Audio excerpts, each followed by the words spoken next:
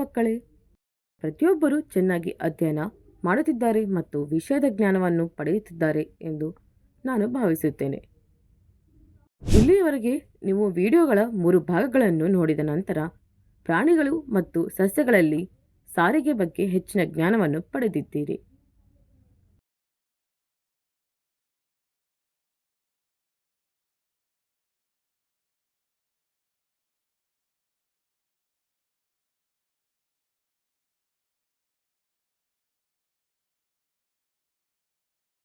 ಅನೇಕ ಅದ್ಭುತ ಚಟುವಟಿಕೆಗಳೊಂದಿಗೆ ಈ ವಿಡಿಯೋದಲ್ಲಿ ನಾವು ವಿಭಿನ್ನ ಮತ್ತು ಆಸಕ್ತಿದಾಯಕವಾದದ್ದನ್ನು ಕಲಿಯುತ್ತೇವೆ.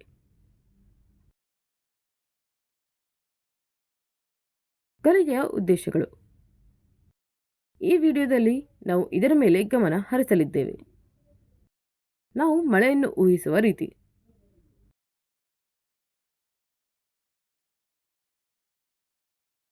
ಭವಿಷ್ಯ ನುಡಿಯುವಲ್ಲಿ ಹವಾಮಾನ ಇಲಾಖೆಯ ಪಾತ್ರವೇನು,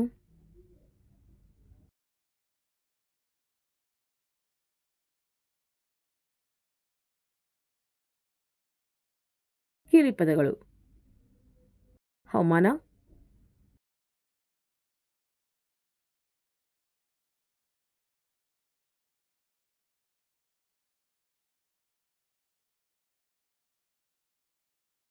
ಕೃಷಿ ಚಟುವಟಿಕೆಗಳು, ಗುಡುಗು ಸಹಿತ ಮಳೆ, ತೇವಾಂಶ, ತಾಪಮಾನ, ವಿದ್ಯಮಾನ, ವಾತಾವರಣ. ಪರಿಕಲ್ಪನೆ ನಕ್ಷೆ.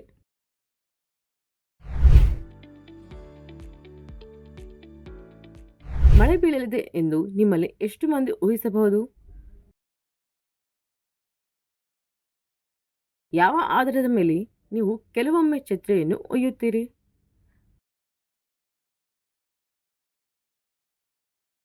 ಪ್ರತಿ ಬಾರಿ ಮಳೆ ಬೀಳುತ್ತದೆ ಎಂದು ನೀವು ಭಾವಿಸಿದಾಗ ಮಳೆ ಬೀಳುತ್ತದೆಯೇ? ಕೆಲವೊಮ್ಮೆ ನಮ್ಮ ಭವಿಷ್ಯವಾಣಿಗಳು ಮತ್ತು ನಿರೀಕ್ಷೆಗಳು ನಿಜವಾಗಬಹುದು ಅಥವಾ ನಿಜವಾಗಿರಬಹುದು. ಅಂತಹ ಭವಿಷ್ಯವಾಣಿಗಳನ್ನು ಮಾಡಲು ಅವರು ಕೆಲವು ಸೂಚನೆಗಳನ್ನು ಹುಡುಕುತ್ತಾರೆ.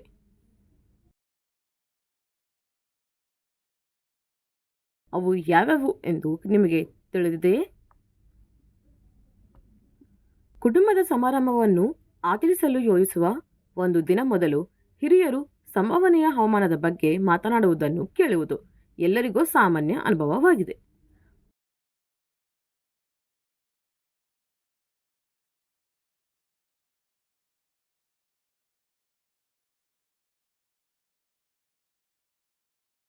ಅವರು ಇದನ್ನು ವಿವಿಧ ಋತುಗಳ ವೀಕ್ಷಣೆಯ ಮೂಲಕ ಮಾಡುತ್ತಾರೆ.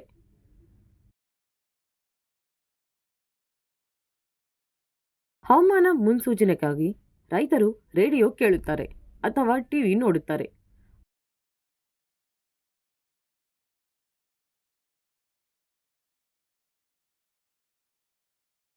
ಅವರು ತಮ್ಮ ಕೃಷಿ ಚಟುವಟಿಕೆಗಳನ್ನು ಯೋಜಿಸಲು ಈ ಹವಾಮಾನ ಮುನ್ಸೂಚನೆಗಳನ್ನು ಅವಲಂಬಿಸಿದ್ದಾರೆ.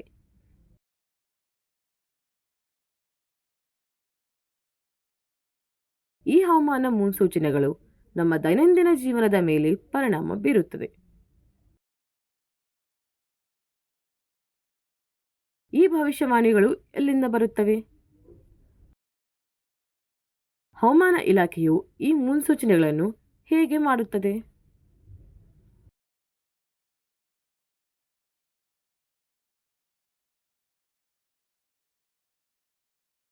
ಹವಾಮಾನ ಇಲಾಖೆಯು ಕೆಲವು ಸಾಧನಗಳೊಂದಿಗೆ ಡೇಟಾವನ್ನು ಸಂಗ್ರಹಿಸುತ್ತದೆ ಮತ್ತು ಮುನ್ಸೂಚನೆಗಳನ್ನು ಮಾಡಲು ಅದನ್ನು ಬಳಸುತ್ತದೆ.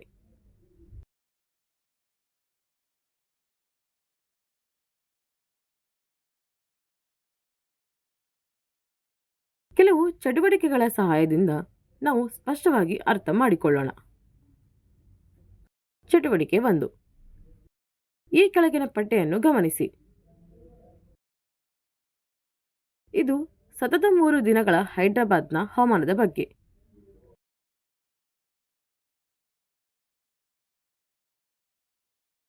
ಈ ಹವಾಮಾನ ದಾಖಲೆಯಲ್ಲಿ ನೀವು ಯಾವ ಅಂಶಗಳನ್ನು ನೋಡುತ್ತೀರಿ?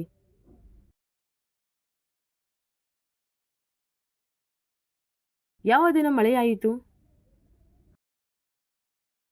ಹವಾಮಾನದ ಈ ಅಂಶಗಳು ಬದಲಾಗುತ್ತಲೇ ಇರುವುದನ್ನು ನಾವು ಕಂಡುಕೊಳ್ಳುತ್ತೇವೆ. ಆರ್ದ್ರತೆ, ಗಾಳಿ, ತಾಪಮಾನ ಬದಲಾಗುತ್ತದೆ ಮತ್ತು ಸೂರ್ಯೋದಯದ ಮತ್ತು ಸೂರ್ಯಾಸ್ತದ ಸಮಯವು ಬದಲಾಗುತ್ತದೆ. ಒಂದು ದಿನದಲ್ಲಿ ಕೆಲವು ಬದಲಾವಣೆಗಳಿವೆ ಎಂದು ನಾವು ಕಂಡುಕೊಳ್ಳುತ್ತೇವೆ, ಆದರೆ ದಿನದ ಬಹುಪಾಲು ಸಾಮಾನ್ಯವಾಗಿದೆ. ಚಟುವಟಿಕೆ 2, ಪ್ಲಾಟಿಂಗ್. ಪತ್ರಿಕೆಯನ್ನು ತೆಗೆದುಕೊಳ್ಳಿ ಅಥವಾ ಟಿವಿ ಸುದ್ದಿಗಳನ್ನು ವೀಕ್ಷಿಸಿ ಮತ್ತು ಯಾವುದೇ 3 ನಗರಗಳು ಅಥವಾ ಪಟ್ಟಣಗಳ ಗರಿಷ್ಠ ಮತ್ತು ಕನಿಷ್ಠ ತಾಪಮಾನ, ಮಳೆ, ಆರ್ದ್ರತೆ ಮತ್ತು ಗಾಳಿಯ ಮಾದರಿಗಳನ್ನು ಕೋಷ್ಟಕದಲ್ಲಿ ದಾಖಲಿಸಿ.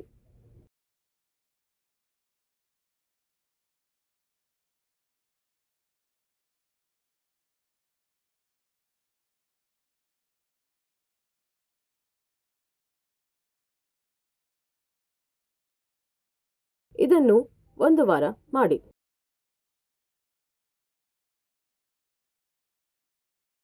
ಒಂದು ವಾರದ ಗರಿಷ್ಠ ತಾಪಮಾನದ ಅಂಕಿಅಂಶಗಳನ್ನು ತೆಗೆದುಕೊಳ್ಳಿ ಮತ್ತು ಈ ಕೆಳಗಿನವುಗಳನ್ನು ಪ್ಲಾಟ್ ಮಾಡಿ. ಗ್ರಾಫ್ನಲ್ಲಿ ಡೇಟಾ. ಉದಾಹರಣೆಗೆ ಒಂದನ್ನು ಇಲ್ಲಿ ನೀಡಲಾಗಿದೆ. ಗರಿಷ್ಠ ತಾಪಮಾನ ಮತ್ತು ತೇವಾಂಶಕ್ಕಾಗಿ ಗ್ರಾಫ್ಗಳನ್ನು ರಚಿಸಿ.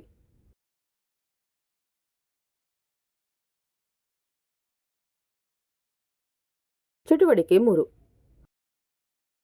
ಹವಾಮಾನ ವರದಿಗಳನ್ನು ಅರ್ಥಮಾಡಿಕೊಳ್ಳುವುದು. ವರದಿ 1. ಚಿತ್ತೂರು, ನೆಲ್ಲೂರು, ಪ್ರಕಾಶಂ ಮತ್ತು ಕಡಪ ಜಿಲ್ಲೆಗಳ ಕೆಲವು ಭಾಗಗಳಲ್ಲಿ ಪ್ರತ್ಯೇಕ ಮಳೆ ಅಥವಾ ಗುಡುಗು ಸಹಿತ ಮಳೆಯಾಗಲಿದೆ.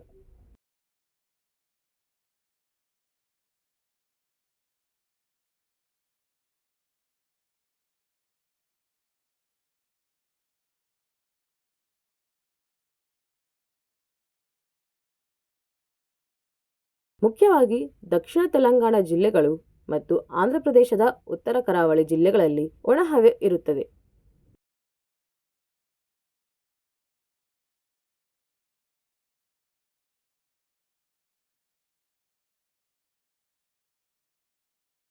ಕರ್ನೂಲ್ ಮತ್ತು ಅನಂತಪುರ ಜಿಲ್ಲೆಗಳಲ್ಲಿ ಮುಂದಿನ 2 ದಿನಗಳವರೆಗೆ ಆಕಾಶವು ಮೋಡ ಕವಿದ ವಾತಾವರಣವಿರಲಿದೆ.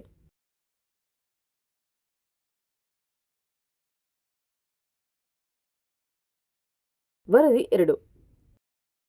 ಹವಾಮಾನ ಇಲಾಖೆಯ ವರದಿಯ ಪ್ರಕಾರ ಪೆದ್ದಪಲ್ಲಿ ಜಿಲ್ಲೆಯ ರಾಮಗುಂಡಂನಲ್ಲಿ 42 ಡಿಗ್ರಿ ಸೆಲ್ಸಿಯಸ್ ಗರಿಷ್ಠ ತಾಪಮಾನ ಮತ್ತು ಚಿತ್ತೂರು ಜಿಲ್ಲೆಯ ಆರೋಗ್ಯವರಂನಲ್ಲಿ 29 ಡಿಗ್ರಿ ಸೆಲ್ಸಿಯಸ್ ಕನಿಷ್ಠ ತಾಪಮಾನ ದಾಖಲಾಗಿದೆ.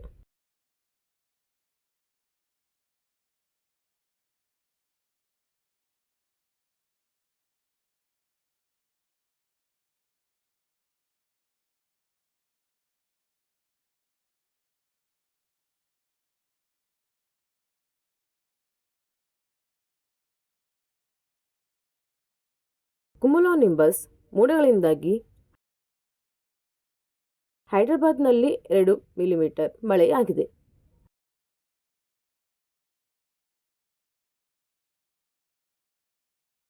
ರಾಯಲಸೀಮಾದ ಒಳನಾಡಿನ ಕೆಲವು ಭಾಗಗಳಲ್ಲಿ ಚದುರಿದ ಮಳೆಯಾಗಿದೆ.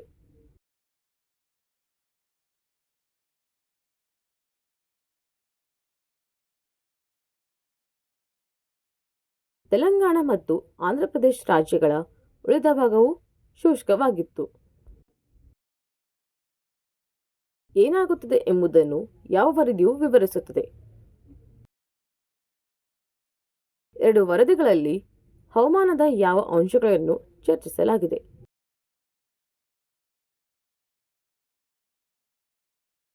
ಎರಡು ವರದಿಗಳ ನಡುವಿನ ಹವಾಮಾನ ಪರಿಸ್ಥಿತಿಯಲ್ಲಿನ ವ್ಯತ್ಯಾಸಗಳು ಯಾವ್ಯಾವು?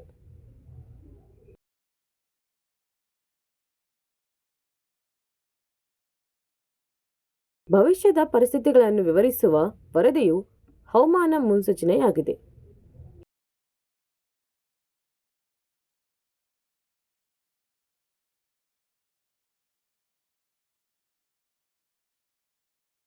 ಪರಿಸ್ಥಿತಿಗಳನ್ನು ವಿವರಿಸುವ ವರದಿಯು ಹವಾಮಾನ ವರದಿಯಾಗಿದೆ.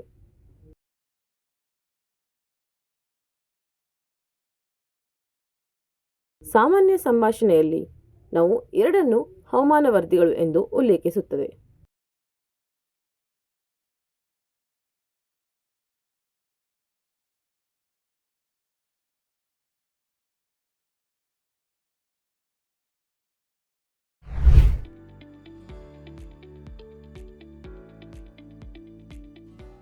ನೆನಪಿಡಬೇಕಾದ ಅಂಶಗಳು.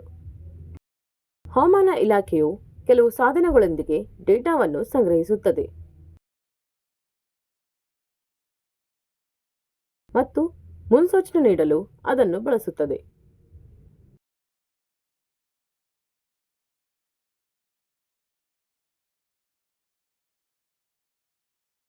ಹವಾಮಾನವು ಒಂದು ಸಂಕೀರ್ಣ ವಿದ್ಯಮಾನವಾಗಿದ್ದು ಇದು ಬಹಳ ಕಡಿಮೆ ಸಮಯದಲ್ಲಿ ಬದಲಾಗಬಹುದು. ಭವಿಷ್ಯದ ಪರಿಸ್ಥಿತಿಗಳನ್ನು ವಿವರಿಸುವ ವರದಿಯು ಹವಾಮಾನ ಮುನ್ಸೂಚನೆಯಾಗಿದೆ.